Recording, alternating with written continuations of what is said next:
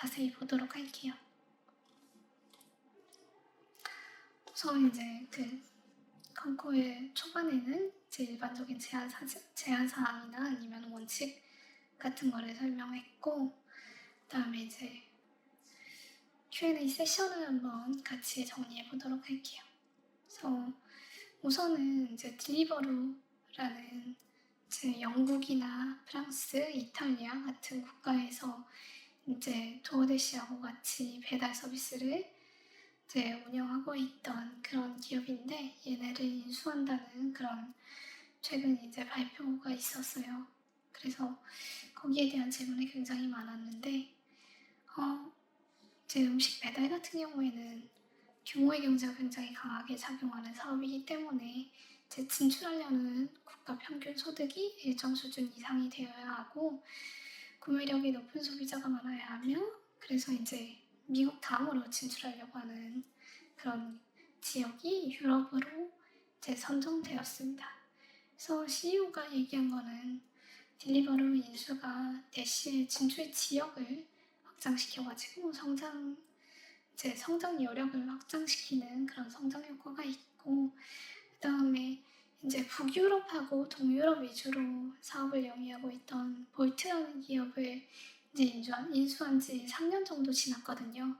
근데 그런 볼트에서 이제 성장률을 높게 가져가는 그런 경험을 했고, 그거하고 유사한 이제 딜리버루와의 협업 과정을 거쳐가지고 얘네들도 개선할 수 있다라고 확신이 들어서 인수하게 됐다라고 언급했습니다.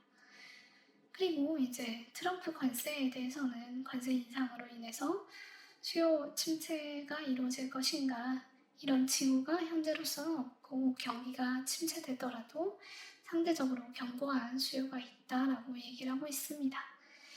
그래서 이제 CEO는 대시가 앞으로도 선택 가능성을 확대하고 이제 소비자가 좀 가성비 높은 소비를 할 수 있도록 개선하는 데 집중하겠다라고 답변했습니다. 그래서 저는 이제 대시에 대해서 굉장히 좋게 본 그런 근거가, 이렇게 이제 CEO가 굉장히 명확한 방향성을 가지고 사업의 가능성을 확장하는 데 집중하는 경영 방침을 확고하게 계속 얘기하고 있다라는 것을 긍정적으로 봤습니다. 그래서 이제 이런 경영 방향성이 이제 자본 배치를 효과적으로 해온 원동력이자 이제 제가 장기적인 성장성을 긍정적으로 평가하게 하는 그런 근거라고 볼 수 있습니다. 그리고 이제 인수에 대한 그런 질문이 굉장히 많은데, 이제 대시 같은 경우에는 기본적으로 이제 M&A라는 게 그런 것 같아요. 그래서 기존에 이제 그 기업을 보유하고 있던 사람이 아무래도 이제 살려고 하는 사람에 비해서는 더 정확하게 이제 내재 가치를 평가할 가능성이 높잖아요. 근데 그 내재 가치 대비해가지고 이제 그 매수하려고 하는 사람이 인수 금액을 적정 수준 이하로 제한을 하게 되면은 딜이 이루어지지가 않게 됩니다. 그래서 사실 계약이 이루어졌다라는 거는 이제 기존의 그 경영진이 인식하고 있는 그런 내재 가치 이상으로 인수 가격이 책정되었다라는 의미예요. 그래서 M&A를 통해서 인수기업이 손해를 보지 않기 위해서는 피인수기업과의 사업적인 시너지가 명백해야 된다고 생각합니다. 그래서 이제 이 애널리스트가 질문한 거는 이런 그 허들이 너무 낮게 설정되어가지고 너무 쉽게 이제 그 인수를 결정하는 게 아닌가, 이런 질문이 이루어졌어요. 그리고 이제 이번 컨코를 통해서 이런 질문들이 굉장히 많았습니다. 근데 제 CEO 같은 경우에는 굉장히 확고하게 얘기를 하는 게, 이제 대시가 지역적으로 성장할 수 있고, 그리고 대시가 지금까지 이제 미국 시장에서 성공을 거둬왔고, 그 다음에 볼트하고 협업해온 그런 히스토리를 통해서 획득한 노하우를 통해서 이제 피인수기업인 딜리버루의 가치를 충분히 증가시킬 수 있다라는 근거를 확보할 수 있었고, 이런 근거가 이제 명확한 기업에 대해서만 인수를 추진하고 있다라고 답변했습니다. 그래서 이제 딜리버루 같은 경우에는 이제 볼트가 동유럽, 북유럽 중심으로 포트폴리오를 구성하고 있고, 그래서 이제 진출 지역이 중복되지 않으며 볼트와 이제 대시를 운영하면서 이제 유럽과 미국에서 축적한 노하우를 바로 적용이 가능하다라는 점 때문에 인수했다고 설명했습니다. 그리고 이제 그 대시가 음식점 매출에서 이제 확장해가지고 식료품이나 아니면 리테일 아니면 뭐 가전 이런 데 있어가지고 좀 확장을 이뤄나가고 있는데, 이런 점에서 이제 그 소비자들이 매출을 그러니까 소비를 더 늘려나가기 위해서, 그러니까 대시 플랫폼 내에서 소비를 늘려나가기 위해서 어떤 활동을 하고 있냐 이걸 질문했는데, 이제 전에 그 투자 아이디어에서도 분석한 바와 같이 이제 식료품 같은 경우에 음식점 배달하고 이제 크로스셀링, 그러니까 식료품을 이용하고 있는 소비자가 음식점에서 배달을 시키기도 하고, 그다음에 기존에 이제 배달을 시켜 먹던 많은 소비자들이 식료품에서도 배달을 시도해 보기도 하고, 그런 크로스셀링이 계속해서 관찰되고 있다 라고 얘기를 하고 있습니다. 이게 이제 네트워크 효과의 그런 근거가 되겠죠. 그리고 이제 규모가 커지면은 협상력이 높아지니까 이걸 바탕으로 해서 수수료율이 좋아지고, 그다음에 소비자에 대한 환원 여지가 커져서 실제로 혜택이 좋아지고, 이걸 바탕으로 해서 다시 소비자가 늘어나는 그런 선순환에 기대할 수 있다라고 얘기를 하고 있습니다. 그래서 이제 대시 같은 경우에는 이 과정에서 이제 그 글로벌 체인이 아니라 이제 지역에서 어떤 그 뭐 음식점을 운영하거나 아니면은 그런 유통업체를 유지하고 있는 그런 중소업체도 유지하고 있고, 그다음에 소비자들에게는 더 많은 거를 돌려주기 위해서 노력을 많이 하고 있다라고 답변하고 있습니다. 그리고 여기서도 이제 딜리버루에 대한 그런 질문이에요. 그래서 대시는 어떤 기준으로 해가지고 기업 인수를 하고 있으며 이게 이익 성장에 미치는 영향은 무엇이냐를 질문하고 있는데, 이제 또 비슷한 답변인 거예요. 그래서 인수를 할 때는 성장과 수익성 개선에 대해서 충분한 근거를 가지고 인수를 하려고 하고 있고, 인수로 인해서 성장이 지연되거나 아니면 변동될 우려는 크지 않다라고 답변하고 있습니다. 그리고 이익 성장에 대해서 또 질문하고 있는데, 회사가 궁극적으로 추구해야 할 가치는 이제 그 마진율로 나타나는 수익성이 아니라 이익의 크기라는 거를 명확하게 하고 있습니다. 그래서 성장을 희생해가지고 수익성을 제고하는 방식은 저도 그렇고 이제 CEO도 마찬가지로 동감하는 게 한계가 있다라고 보고 있는 것 같아요. 왜냐면은 마진율 같은 경우에는 수익성 개선의 한계가 100%이기 때문입니다. 그래서 뭐 OPM이나 MPM을 늘려나가는 거는 결국 100%에 가까워지면 가까워질수록 더 이상 이제 늘려나가기 어려운 그런 지경에 처하게 되고, 따라서 이제 여기에 비해서 성장하는 시장 속에서 기업의 매출이나 이익을 성장시킬 수 있는 한계는 거의 무궁무진하다고 볼 수 있어요. 그래서 여기서 이제 CFO인 레비라는 분은 마진율의 최적화보다 이익의 총량 확대에 집중한다라는 전략을 이제 대시가 추구하고 있다라고 설명하고 있습니다. 그래서 좀 더 구체적으로는 공급 측면의 비용을 높이고, 그다음에 소비자에 대한 보조나 아니면 대시 패스를 이용함에 따른 혜택을 강화하는 등 플랫폼 이용자들에게 더 많은 것을 돌려주는 전략을 통해서 성장과 시장 지배력, 규모의 경제를 극대화하는 전략을 사용하고 있습니다. 그리고 이거는 이제 협상력이, 그러니까 그 수수료율이 낮아지고 그 다음에 이익률이 낮아지는 거는 협상력이 약화된 결과라기보다는 더 강한 협상력을 추구하기 위해서 이익을 일부 포기한 거다라고 볼 수 있을 것 같습니다. 그리고 딜리버로에 대한 거는 마찬가지예요. 그래서 미국 시장과 볼트에서 성장 경험을 통해서 획득한 운영이나 관리 기법을 활용하면은 딜리버로의 수익성을 개선할 여지가 높다라고 답변했습니다. 이것도 마찬가지. 그래서 순매출 마진이나 마케팅 비용에 대해서는 이제 여기 숫자를 보시면은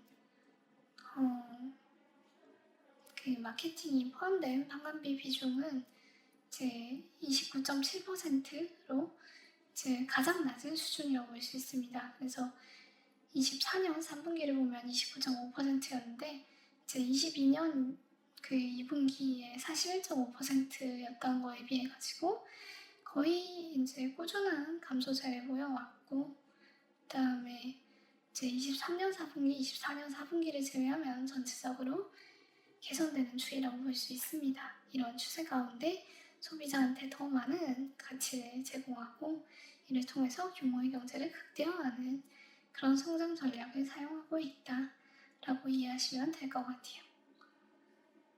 그리고 딜리버로 인수하고 나서 딜리버로가 보면은 이제 영국 시장에서도 2위 사업자고 프랑스나 이탈리아에서도 전반적으로 2위 사업자인데 이제 그렇게 보면은 경쟁 강도가 좀 계속해서 강화된다고 하면은 이제 유럽 시장에서 수익성 확보하기 어려운 게 아니냐 이런 질문들을 애널리스트들이 계속 하고 있습니다. 근데 보면은 뒤에서도 나오겠지만 CFO나 CEO는 일관되게 이제 다른 기업하고의 경쟁이 중요한 게 아니라 이제 이 시장 내에서 이제 이용자 수를 충분히 확보해가지고 수익성을 달성할 수 있느냐, 수익성을 달성할 수 있는 그런 규모의 경제를 달성할 수 있느냐, 이게 중요하다라고 계속해서 얘기를 하고 있어요.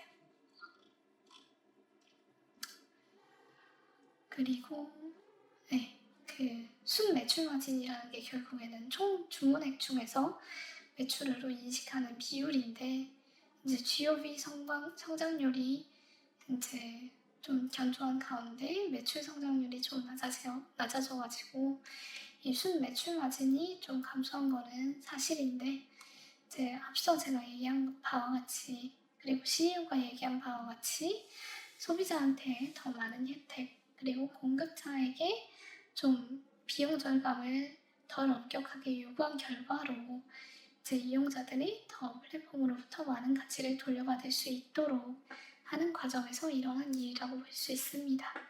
그래서 CFO는 여기에 대해서 이제 획득한 사용자와 주문 증가가 장기적으로 이제 성장을 극대화하고 마진율 측면에서는 조금의 희생이 있겠지만 결국에는 이제 영업 레버리지 효과와 규모의 경제 효과를 이제 바탕으로 해가지고 결국 이익의 총량을 극대화하는 그런 방향성으로 이제 대시의 실적이 나아갈 수 있도록 하는 그런 역할을 할 거라고 보고 있습니다.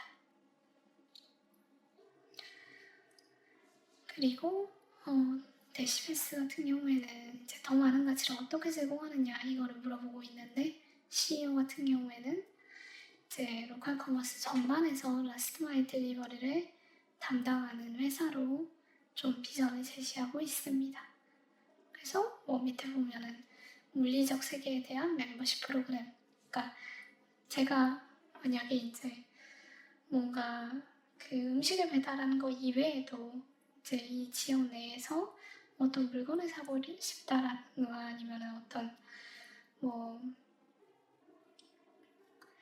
어떤 게 있을까요? 하여튼 어떤 물건이든 물리적으로 내가 구하고 싶은 게 있다면은 거기에 대해서 제 대시를 사용해가지고 다양한 거를 이제 다 이제 조달할 수 있는 그런 프로그램으로 만들어 나가겠다. 그런 비전을 얘기하고 있고 그 비전을 달성하기 위해서 이제 앞으로 더 많은 비용을 지출하겠다. 그런 방향으로 제 비전을 제시하고 있습니다. 그리고 딜리버로에 대한 질문은 마찬가지의 그런 답변인 것 같아요. 그래서 다른 플랫폼과의 상대적인 규모보다 절대적인 규모 측면에서 수익성을 확보하는 게 중요하다라고 강조를 하고 있습니다. 그리고 혁신의 방향성 측면에서는 오프라인에 비해서 이제 배달 경험이 어떻게 혁신이 이루어질 것인가를 질문하고 있는데, 제 CEO 같은 경우에는 모든 면에서 아직 갈 길이 멀고 이제 이런 점들은 앞으로 어떻게 개선해 나갈지 측면에서 고민을 하고 있는데, R&D 투자를 지속해가지고 좀 이제 개선을 하고, 이제 뭐 여기에서 직접적으로 언급한 게 아직 가야 할 길이 멀다. 오프라인 대비해가지고 10배 좋은 경험이 목표로 잡고 있다. 라고 얘기를 하면서도 이제 편의성을 제공한다라는 온라인만의 장점은 오프라인이 대체하기가 굉장히 어렵기 때문에 앞으로 이를 근거로 해가지고 온라인 배달 시장의 침투율이 지속적으로 높아질 것으로 예상된다 라고 얘기를 하고 있습니다. 그리고 유동성 리스크 같은 경우에는 사실은 이제는 계속해가지고 현금을 계속해서 창출하고 있고 순이익 이제 흑자를 달성했기 때문에 이런 거는 좀 과도한 그런 우려가 아닌가 싶고요. 그리고 세븐룸스라는 기업 같은 경우에는 이제 음식 배달 시장에서 이제 배달 BM을 바탕으로 해가지고 이제 점차, 그러니까 이 세븐룸스라는 게 이제 식당들이 고객을 관리하는 그런 플랫폼 소프트웨어를 이제 운영하는 회사거든요. 그래서 이제 음식을 배달하는 거에 있어가지고 이제 기업들에 대한 그런 협상력을 바탕으로 해가지고 그걸 이제 점차 이제 음식 생산 프로세스 전반을 통합하려는 그런 비전을 갖고 있다라고 얘기를 하고 있습니다. 그래서 뭐 도어대시 커머스 플랫폼은 이제 처음에는 무료로 시작해가지고 온라인 주문을 거쳐서 점차 이제 예약, 고객 관리, 마케팅까지 통합 관리하도록 도울 거다라고 이제 비전을 제시하는 거예요.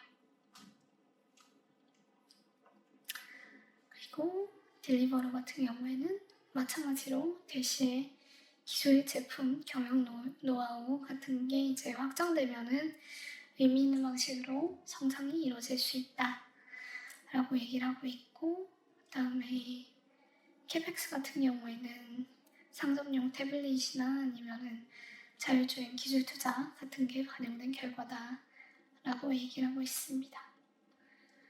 그리고 대시패스 같은 경우에는 더 많은 카테고리, 더 높은 서비스 품질을 제공하는 방향으로 소비자에게 더 많은 거를 제공하기 위해 노력하고 있다라고 얘기를 하고 있고, 이제 배달원 수수료 같은 경우에는 뭐 특별한 대책을 언급하진 않았지만 이제 뉴욕시에서 배달료를 이제 좀 인상하도록 그렇게 규제가 이루어졌는데 여기에 대해서는 일부 우려를 표하고 있습니다. 그리고 집중하는 방향성, 즉 집중하는 국가나 아니면 카테고리 같은 거를 질의했는데, 제 CEO 같은 경우에는 전반적으로 모든 분야에서 소비자가 더 많은 편의성을 누리도록 하는 게 목표고, 그래서 이제 주문 빈도와 이용 기간을 이제 성장시켜 나가는 게 회사의 목표라고 발표하고 있습니다. 그리고 주문당 평균 매출이 증가한 거는 이제 식료품 주문 습관이 이제 소비자들 사이에서 정착되면서 장바 구분이가 커지고 있다라는 얘기를 하고 있고, 이제 환율이 이번에 이제 좀 달러 환율이 강달러 추이를 보였잖아요. 그래서 해외 매출이나 이익 같은 거를 달러로 환산함에 있어가지고 좀 인식 매출이 감소했는데 이게 한 1% 정도 성장률에 부정적인 영향을 미쳤다라고 설명하고 있습니다. 그리고 뭐 자율주행에 대해서도 연구를 지속하고 있는데 이제 가장 자동화가 어려운 부분이다 라고 얘기를 하고 있고, 그 다음에 뭐 이런 게 되게 마음에 드는 부분인 것 같아요. 그래서 이제 포터블 베네핏이라는 이제 배달원들의 복지를 넓혀주는 그런 법안이 논의 중이라고 하는데, 여기에 대해서 이제 대시의 입장은 노동자도 플랫폼을 이용하는 참여자다라는 입장에서 이제 대시는 배달원에 대해서도 최대한의 자율성을 확보하면서 임금을 받아갈 수 있도록 다양한 근로 방식을 지원한다 라고 얘기하고 있습니다. 그리고 분야별 성장률 같은 경우에는 전체적으로 견조한 성장을 이어가고 있다 라는 정도로 답변하고 있습니다.